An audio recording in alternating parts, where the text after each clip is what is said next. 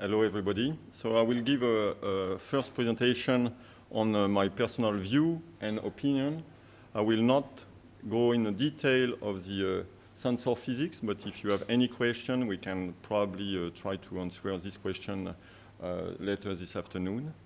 And I will be more in this type of philosophy I'm trying to develop over years to use the entire set of satellite data available in order to build a better understanding of the Earth system.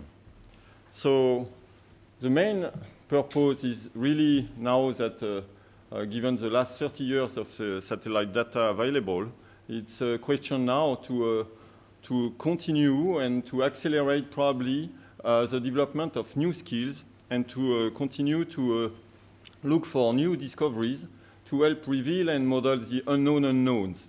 The fact that probably we are missing links when we are interpreting the observation, as well as we need to guide the observation we have at hand to build a better understanding of these Earth systems.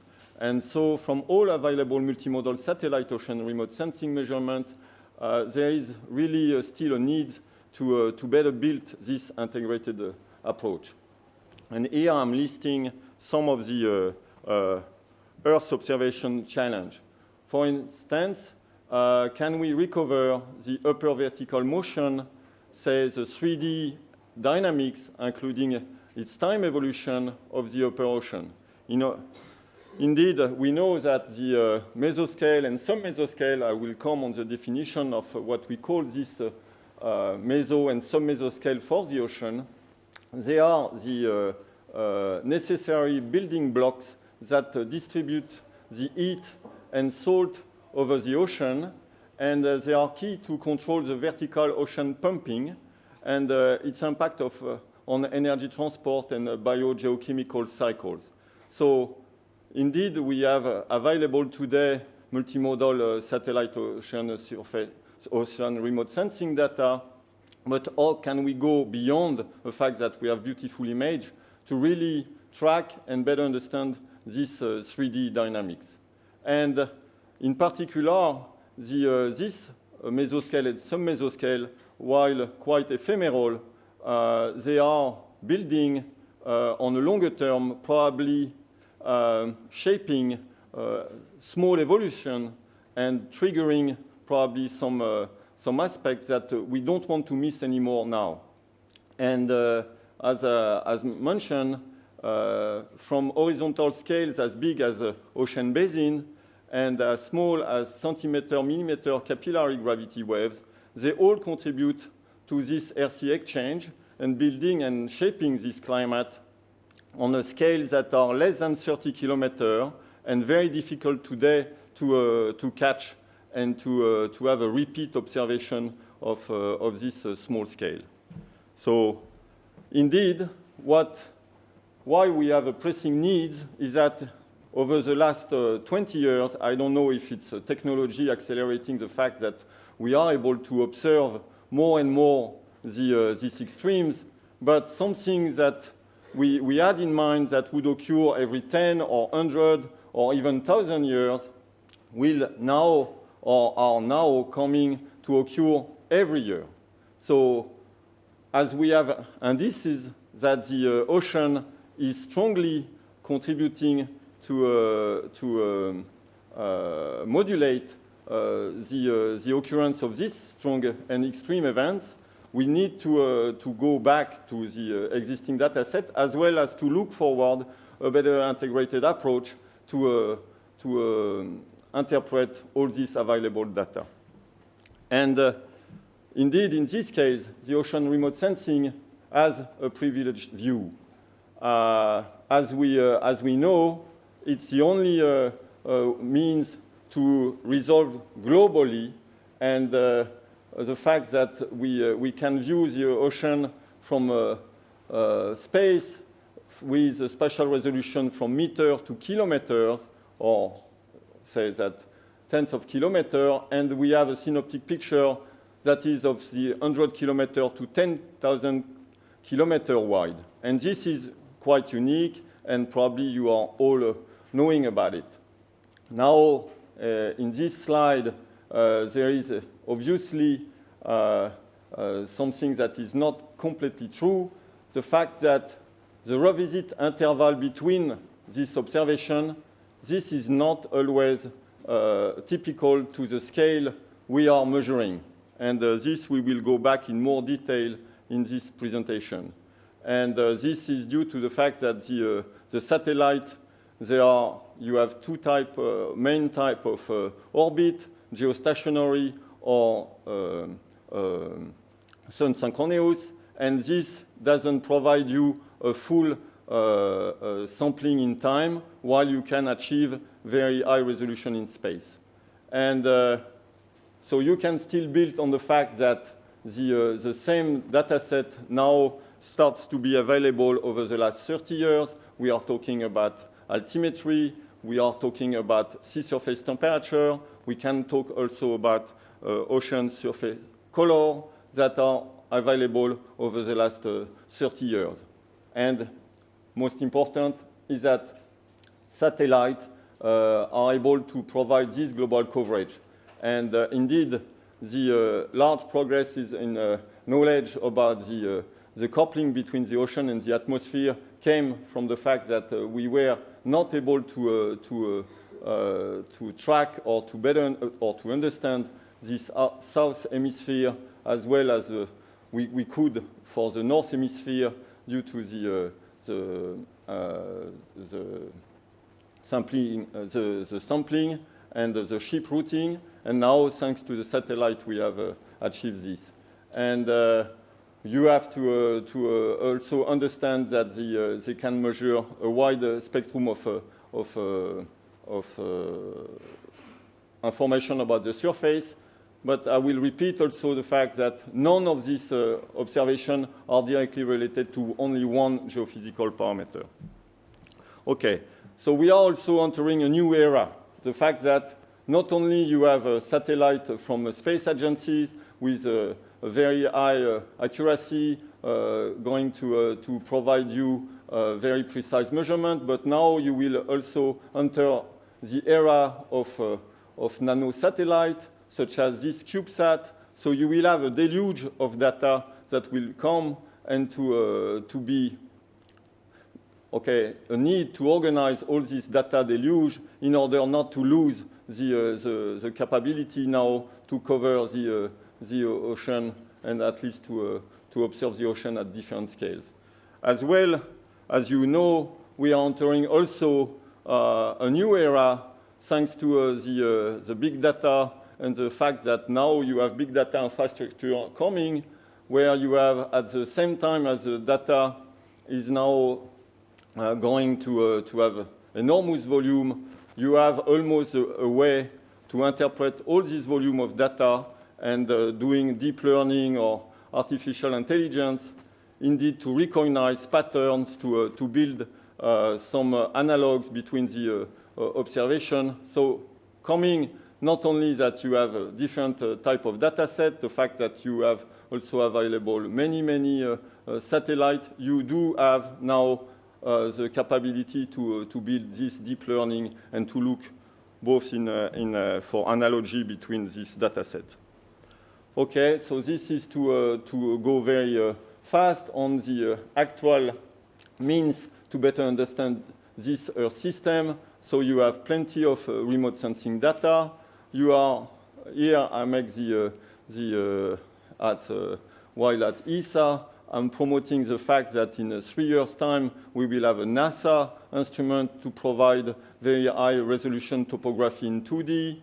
That will be the first time. This is a SWOT program, but meaning that in this remote sensing data, we are also looking for improvement in technology to provide better sampling of a key parameter. So you have the deep learning that is helping a lot to associate and organize this data set. You have also the contribution of many more in situ data that could be at sea, but as well from airborne, as well as from drones.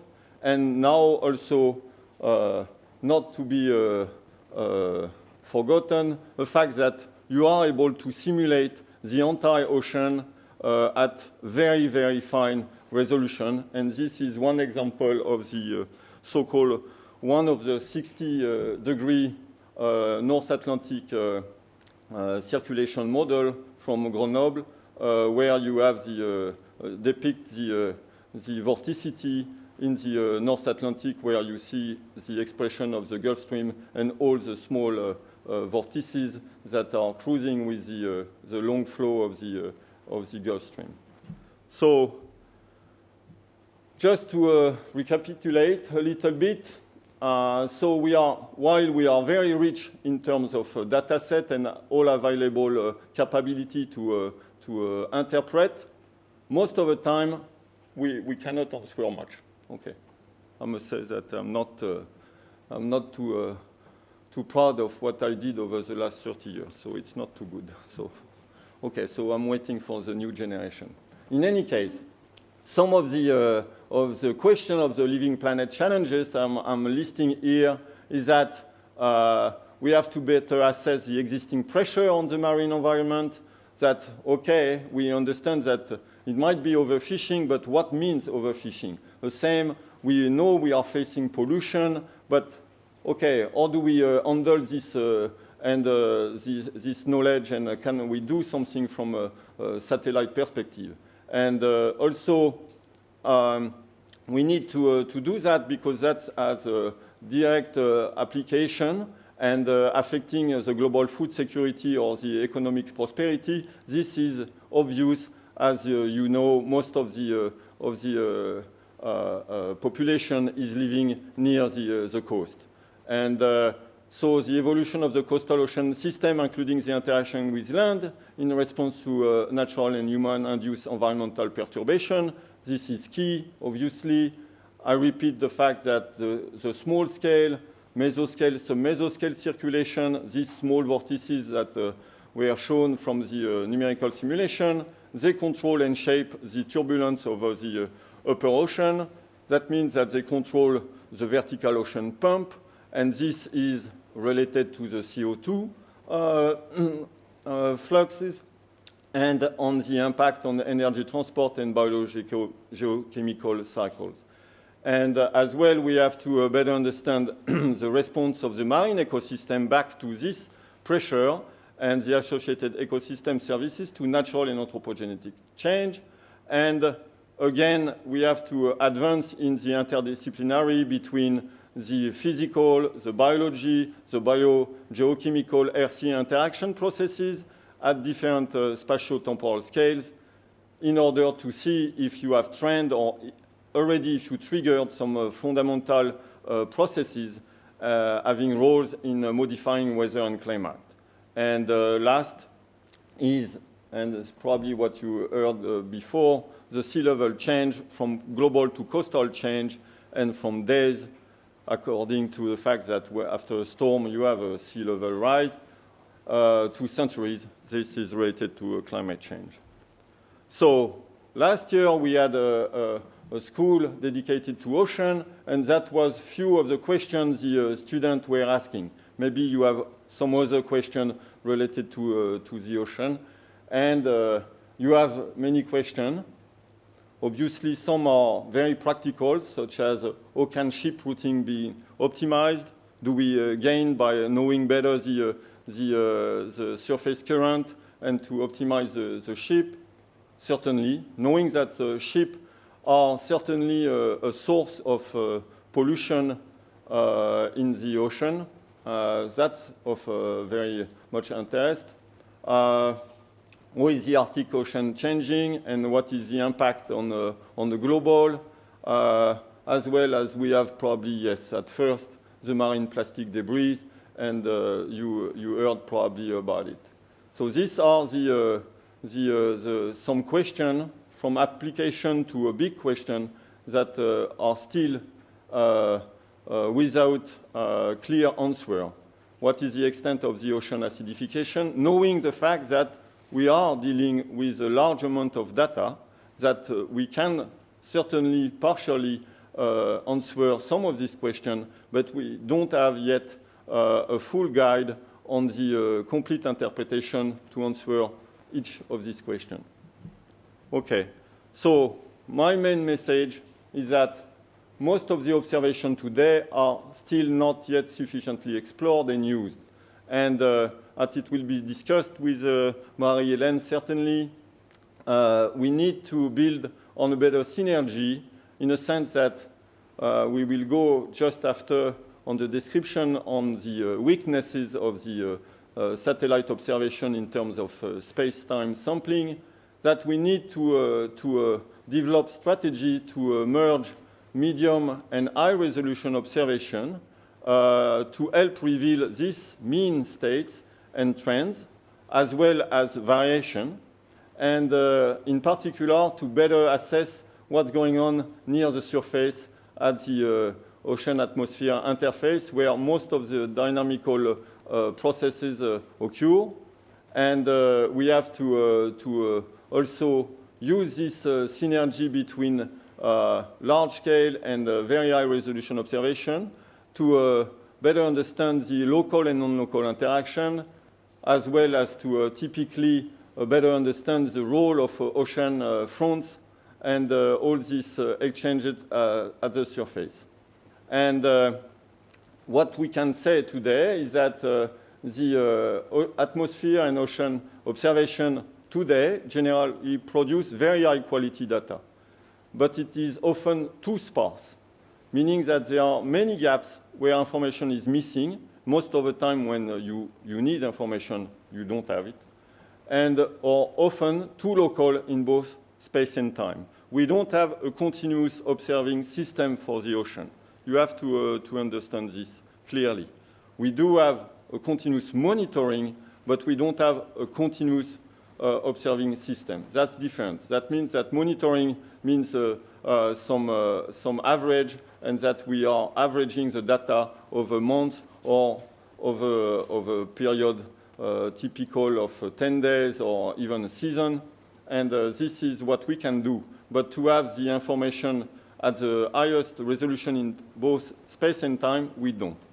And so the way forward, I think, is what has been put forward over years, is to look at how to use this observed data in combination with the physical knowledge of stochastic processes in nonlinear dynamical system to best estimate and model those effects that are not well captured by the available observing system today. And I think you will have some tutorial next week on the data assimilation, the fact that most of the time the data we are producing, or that the data produced from application of algorithm, that they are using most of the time in a data assimilation system, indeed, to have this interpolation in both time and space to be controlled, dynamically controlled. But data assimilation is not everything, and we are certainly missing a lot, and that we still need to continue to work on it. Okay, so that's typically a slide that I borrowed from someone in working for atmosphere. The same question is for the atmosphere.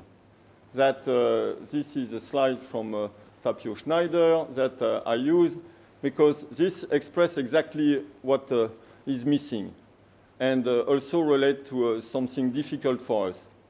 So typically for the climate, we need to have a better information and a better knowledge about the cloud physics.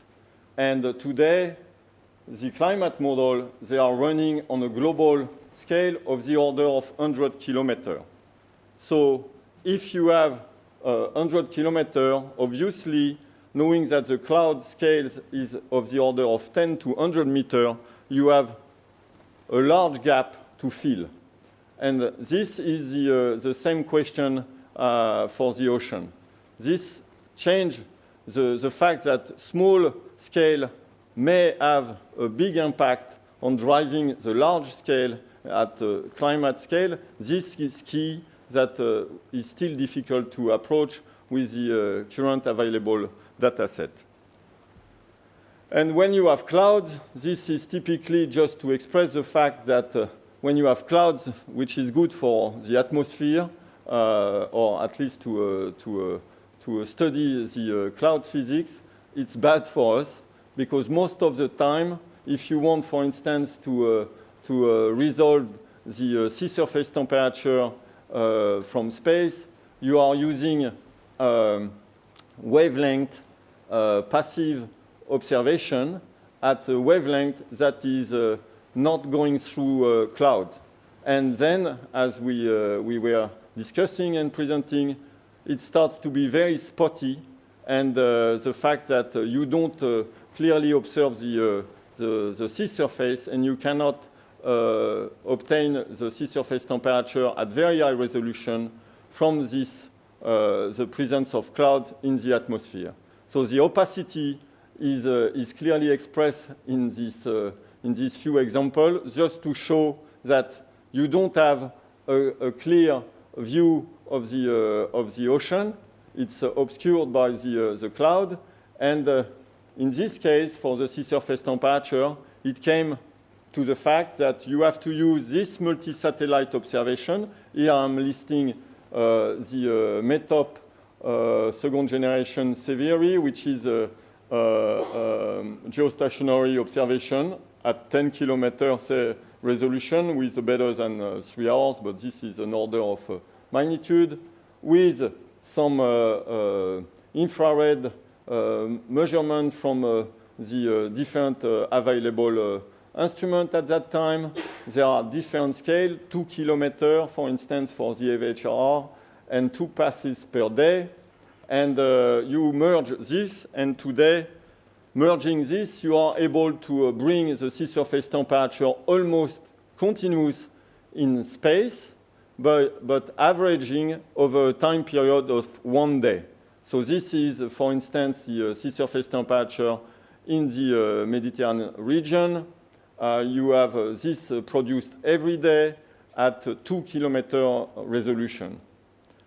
And now the global SST, you can combine all the instruments, and here you have the expression of the sea surface temperature distribution over the globe at 10 kilometer resolution, still 1 day average.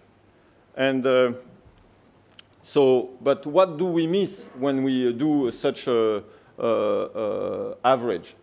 This is typically something that we can study with the instrument on board the MODIS. MODIS and instrument is a direct or almost direct measurement of the brightness temperature at so to obtain the sea surface temperature. This is on the left, and you see expression of very high resolution, and on the right you have the contemporaneous sea surface temperature captured by this time an instrument operating in a lower frequency, able to get information through the clouds, but at much lower resolution. This is a passive microwave measurement, and typically of the order of 25 to 40 kilometer resolution.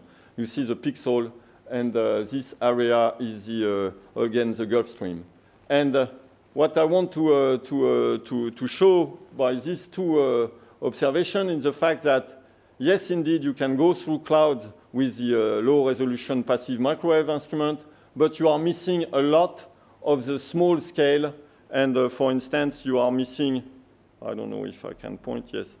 Do you see? Yeah, you are missing this small scale where you have some upwelling of colder water that are not captured in this area, as well as the expression of this also small cyclone of bringing cold water from below that is not indeed captured at that scale from the passive microwave.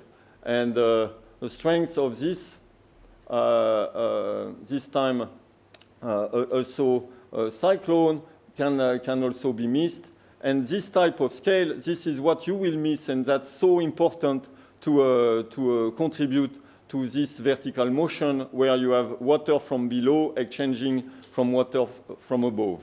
And so while we are able to make a global map at this scale that looks very, very sufficient probably for a lot of application, it's not sufficient when you go at the finer scale, when you want to look indeed at the impact of small scale on shaping the upper ocean turbulence.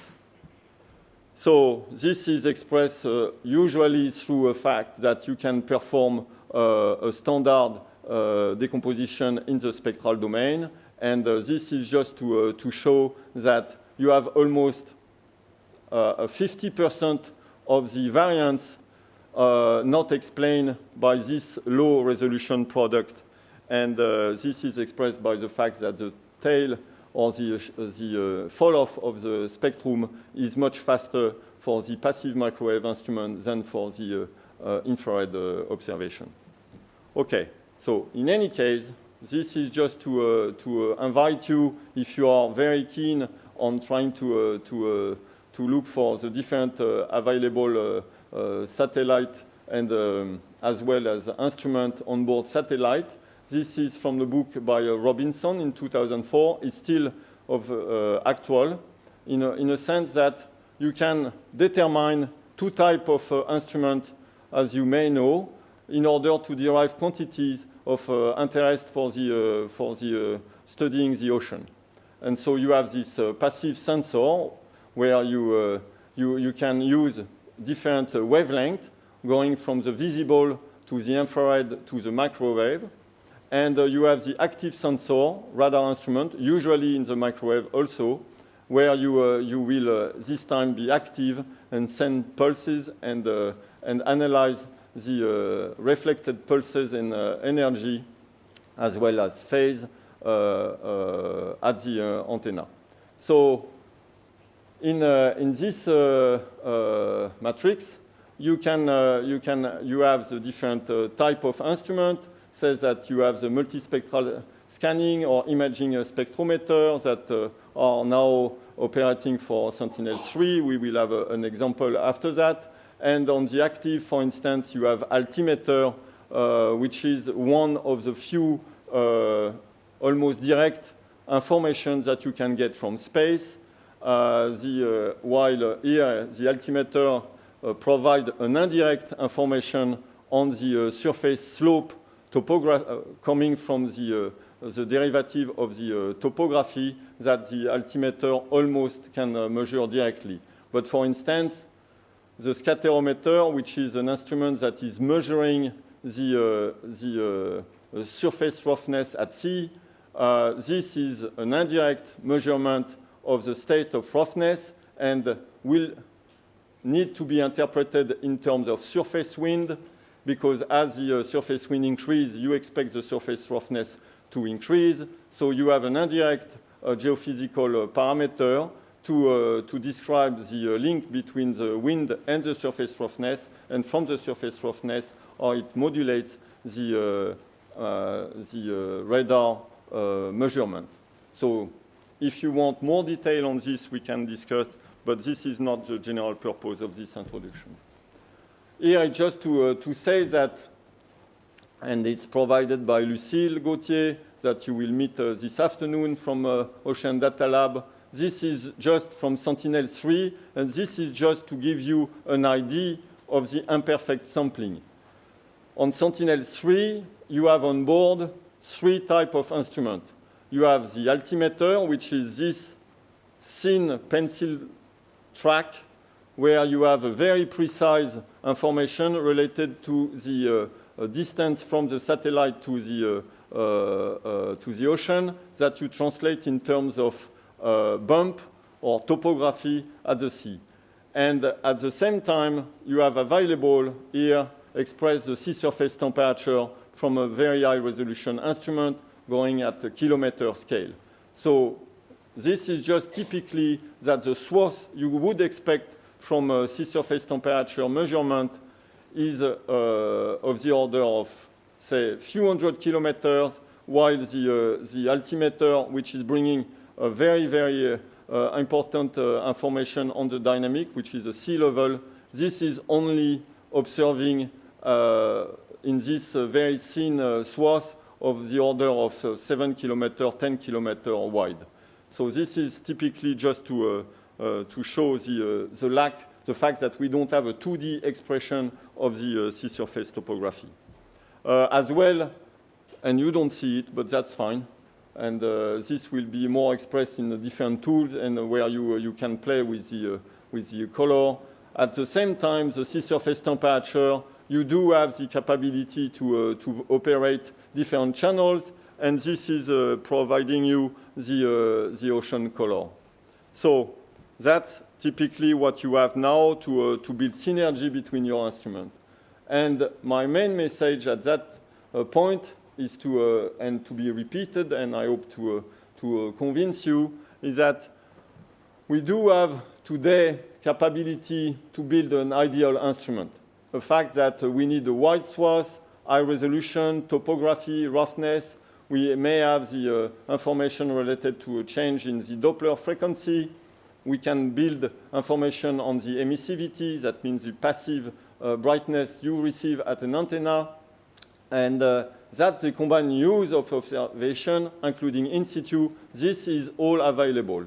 So now we have to deal with the idea that it's not only one instrument when you will study the Earth, and in particular the ocean, but you can deal with many instruments. Unfortunately, there are very large number of spatiotemporal scales under local and non-local interaction. And this, indeed, needs to be better organized, all these data sets, because even if you have an improved technologies in terms of instrument, resolution, computer capabilities, you need to have a guide to combine and to provide this, to organize this analysis and to have strategy to best use all this observation. And as I list here, we want to refine the dynamical statistical gap-filling methods and the new challenges, especially the fact that you will have to deal with new altimeter instruments. We have already a Ka-band, very high resolution instrument, SARAL. Today you have Sentinel-3. Tomorrow you will have the SWOT instrument, which is a 2D topography measurement. You have CubeSat opportunities that will provide a lot of data without a good resolution, but at least a lot of data. This will be able to be combined with information from the microwave instrument, will be shown by Marie-Hélène today or tomorrow at 10 or 20 kilometers.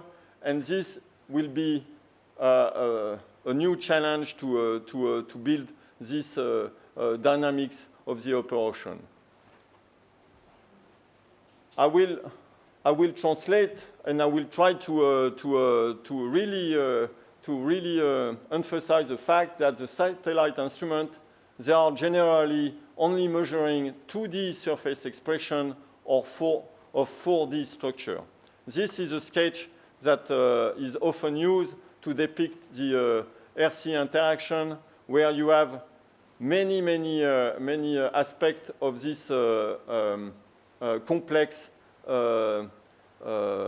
air, atmosphere, ocean interaction, and where you see that you have between the precipitation, the fact that the wave breaking, the aerosol, the sea spray, they are influencing the cloud physics. The fact that when the wind is blowing, you will induce some circulation. This is really of very depending on the scale and depending on the dynamics. And here I'm taking a slide from a colleague of mine, Jean-Luc Redesperger, to try to build an idea of the typical atmosphere space-time scales. And usually what I want you to keep in mind is that the atmosphere is of the order of 10 times larger in space scales, but of the order of 25 to 30 times faster than the ocean in terms of time scale. That means that typically, and we will see this, is that a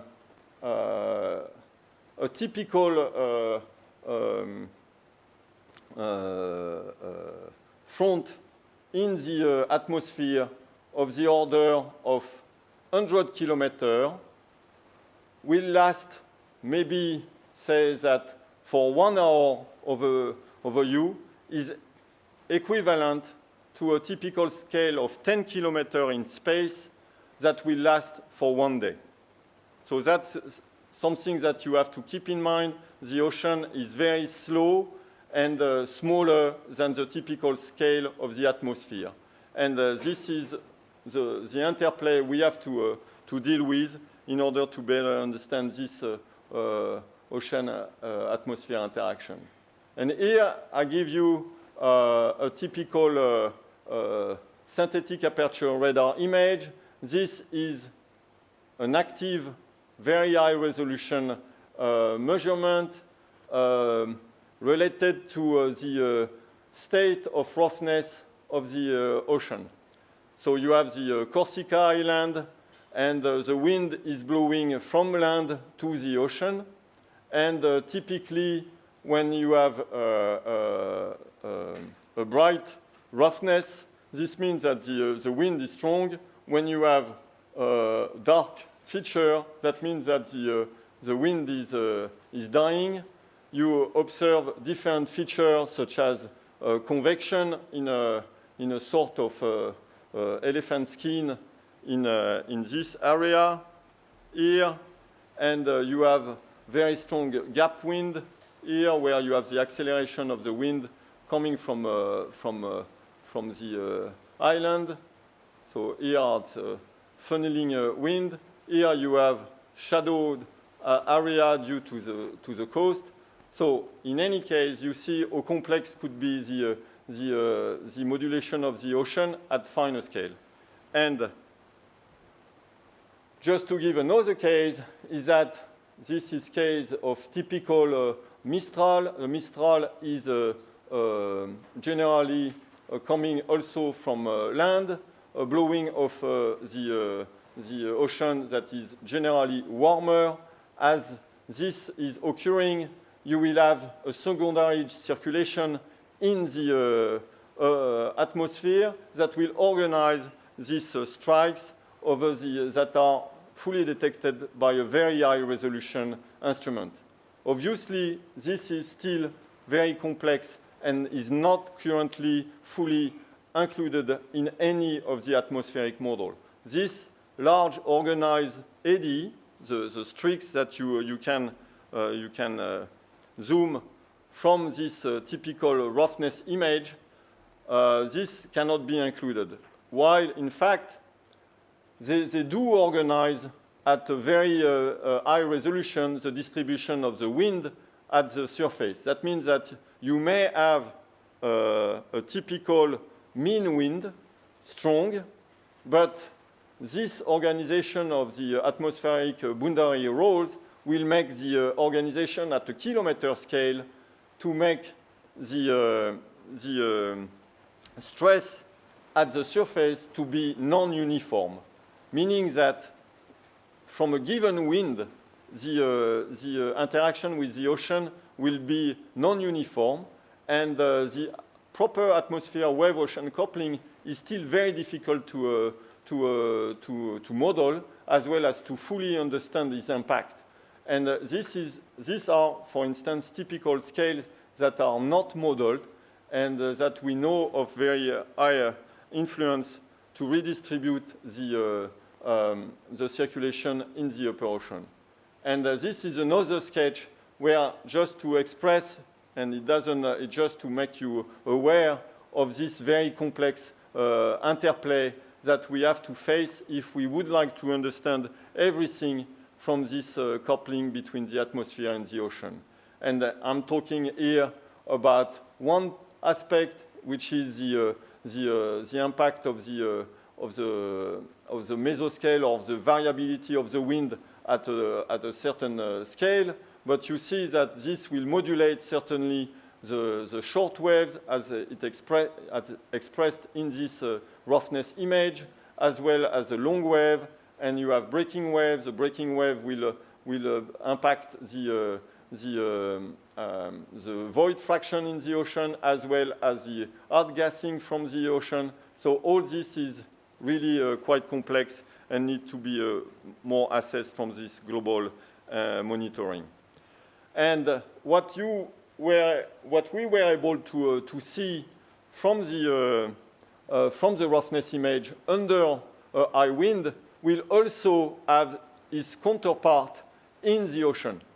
And this was revealed a long time ago, but still, again, of not fully modeled and integrated in ocean model today. It's only new, the fact that people are trying to integrate this small-scale perturbation on the upper ocean, meaning that the counterpart of what we were able to show in this SAR image at, say, 1 kilometer, going at the ocean, we will have some expression less than 100 meters, and this will shape the distribution of a long line of convergence and divergence area. You will have more or less the accumulation of plankton or plastic or the dispersion of oil spill. And this is the counterpart of the atmosphere long mirror circulation. So the typical scale for the ocean, we don't say this has also to be merged with a typical scale in the vertical domain. The idea here was also something that we sketched with colleagues from Ocean Data Lab and Johnny Johannessen from NERSC. We tried to show that indeed the ocean is a 3D body, and we have only expression of the circulation on a 2D from satellite observation, but definitely we have the coupling with the interior ocean. And typically, when you have a strong wind forcing, it will affect very rapidly within a day this upper ocean so-called mixing layer depth, where you will have the turbulence very active between the wind, between the waves, between the organization around the long mirror circulation, and that will be the energy transfer from the atmosphere to the ocean. This will occur within a typical scale of 10 to 70 meters and within a day. While the expression we are able to measure are more on a typical scale of 10 to 30 days, and these are these big cyclone or anticyclones that Marie-Hélène can describe after, where in fact you are talking about a seasonal mixed layer depth, which is at of the order of 100 meters, and where the typical scale is between 10 and 30 days. And the remnant layer depth, where you have a slow change, this is typically of the order of 1 year for the typical scale of change in this remnant layer depth and longer. So just to repeat the fact that the ocean atmosphere, they don't live exactly in the same domain. It's much faster for the atmosphere. It's much larger for the atmosphere. And the typical ocean atmosphere interaction that may be at play are of the order of, say, less than 10 kilometers and are certainly of the order of 1 hour. And this we cannot resolve from today's observation. And this was the idea long time ago brought by Klaus Hasselmann to see that, in fact, everything in order to better understand the Earth system model would be driven by a better knowledge of this ocean atmosphere coupling, and from the wind you grow waves, and so that's why he put in the middle the fact that the role of the waves to mediate all this cycle, the global carbon cycle model, the water cycle model. This was going through the idea that if we better understand what's going on at the interface, and particularly the waves, we will be able to better model the Earth system and its evolution. Needless to say that this was put in the 90s, and the idea was to have this ready in the 2000s. We are in 2020, and it's not yet at all coming. So it's just slowly coming. So the dream of someone that was in the early 80s was a builder for the Earth observation system for ESA. Klaus Hasselmann was a pioneer person to do model as well as measurement. Was dreaming about this in the 90s, but 30 years after, we are still, in fact, at the beginning of this full coupling model. This is from a colleague, Claire Ménez-Gouin at Ifremer. It's still in French. This is just to try, even in French, to try to separate between what we call mesoscale from submesoscale. So mesoscale, typically, that's for scale that are of the order of 100 kilometers and larger, of the order of 300 to 500 kilometers. And submesoscale is that like filament, fronts, or they are typically at the scale of the ocean, they are ephemeral, they are of the order of 20 kilometers, and they are very, very still unknown. While we would think that these, for the smaller scale, we have absolutely no knowledge, but we expect that we have a cascade of energy for dissipation. Going back to this image, this was taken February 19 in 2015 by Sentinel-1. The day after, the wind died, so we are one day after, and that's typically what will happen. So we have a strong forcing of the ocean, and that by the wind, and the wind sees then the expression immediately in the ocean. You still typically see the organization of many, many eddies. So you see that have been triggered by this strong, so you have this strong winds, revealing the streakiness of the fact that all these surfactants that are mostly of biogenic origin are now one day very strong wind, the next day reorganization, and this is the upper ocean response to this strong wind outburst from Corsica. And so typical scale here are of the order of 5-10 kilometers. Again, I insist on the fact that you have convergence line that aggregate the biogenic film, showing that this is the expression of a turbulent large eddy inside the ocean that have been shaped by these typical instabilities that make some rolls inside the ocean.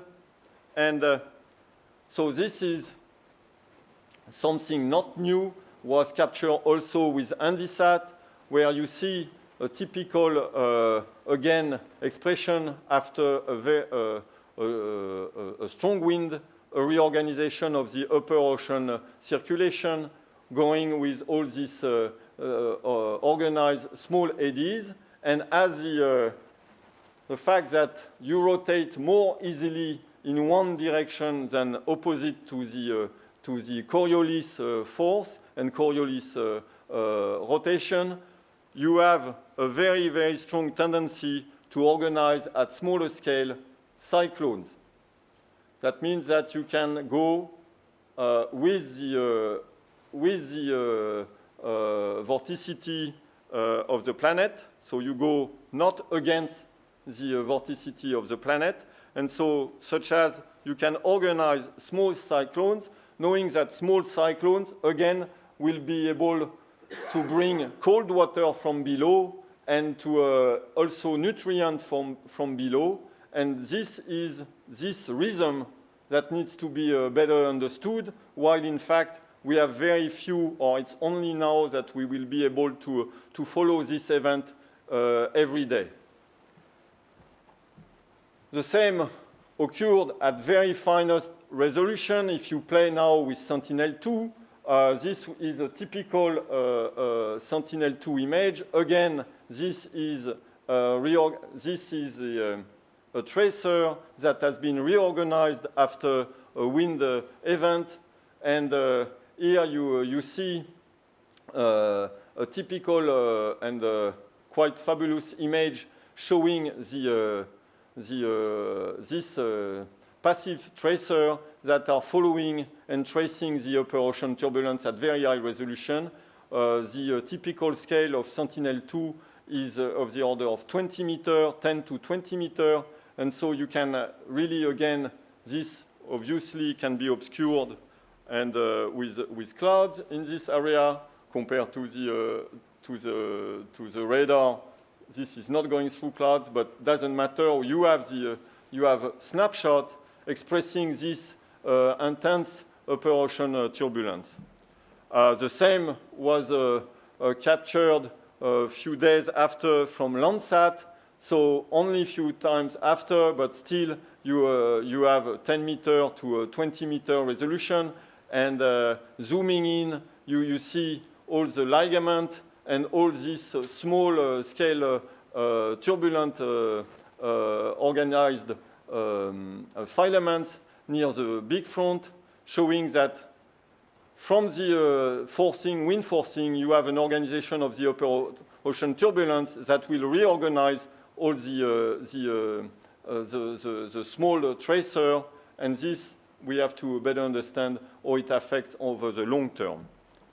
Okay, so just to finish or to continue on this, and you will have an introduction with the tool this afternoon, I hope. The fact that it's known for a very long time that an expression such as this beautiful ocean color captured at that time by MERIS from Envisat, but now also available and certainly occurring during these same days over the Barents Sea. The fact that you have a coccolith bloom in the Barents Sea is almost a year event. And but I'm more interested in the fact that this organization of the tracer as a passive tracer, these are organized by the upper ocean. And as I say, the upper ocean is very key to understand what's coming from below and how it interacts with the upper ocean. And so it has been for a long time known that the large scale can deform and steer with time, the advection will completely destroy your initial chessboard, and to give you some beautiful pattern that you can recognize in this image. This applies obviously also for direct application, and this is the case, for instance, during the Deep Horizon catastrophe, where you see expressed in this optical image the fact that you have reorganized the spill has been distributed by the upper ocean circulation, as well as been here you see a finger that has been captured by the strong that you don't see really easily here, which is the loop current in the Gulf of Mexico. So meaning that the deep horizon that occurred in this area will spread all the fuel and the oil all over, and was also captured in the Gulf Stream through the loop current here flowing. So again, the interplay between the small scale and the large scale, the fact that the upper ocean is moving could be of help. This again will repeat a little bit what I was suggesting before. When you go high resolution versus low resolution, you are missing a lot of scales. Can we explain most of the small scale reorganization thanks to the advection? So this is a question that will be addressed by Marie-Hélène a little bit. The quality, obviously, of this advection will depend on the quality of the surface current, but this is just an example how to reconstruct something that was captured May 6th in 2010 to projected on May 18th, 2010, and to compare with what can be done from this initial with the low resolution altimeter. It's not too bad, and progress have been made. And this is to conclude my first day presentation, is that, okay, today, blended product allow to estimate the impact of surface current on the biogeochemical transport. As I tried to express it, it's very strongly depending on the scale and the fact of the bursting from the wind, obviously. This will affect the transport of pollutant, oil spill, biogeochemical tracers. But we have to say that today, this satellite data set, mostly altimetric and microwave data, discussed with Marie-Hélène, cannot capture ocean dynamics at scale much smaller than, say, 100 kilometers. Could be 70 kilometers, but it's just a range to say that we are far from knowing the small scale because of the resolution, the noise, as well, and the resolution, it's mostly the fact that an altimeter is still a small pencil, while at 40 kilometer resolution, you can, from the microwave, you cannot capture the small scale. Okay, so I stop right now.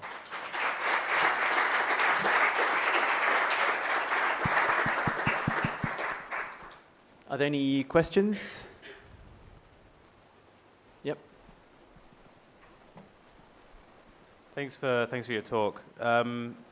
So in one of the diagrams you had, the one where you said quantifying 4D parameters using 2D parameters.